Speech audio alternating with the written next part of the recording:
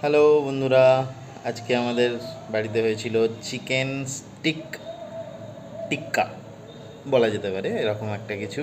তার সাথে ছিল একটু সস আর পেঁয়াজ অ্যাজ এ স্যালাড। আর লেটস ট্রাই, দেখা যাক কেমন হচ্ছে।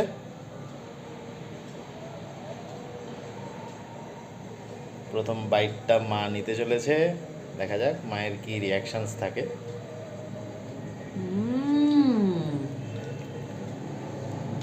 দারুণ। সেকেন্ড বাইটটা কে নেবে let's try.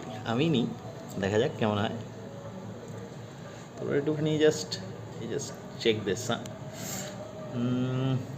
Let us dip it into a little bit of sauce and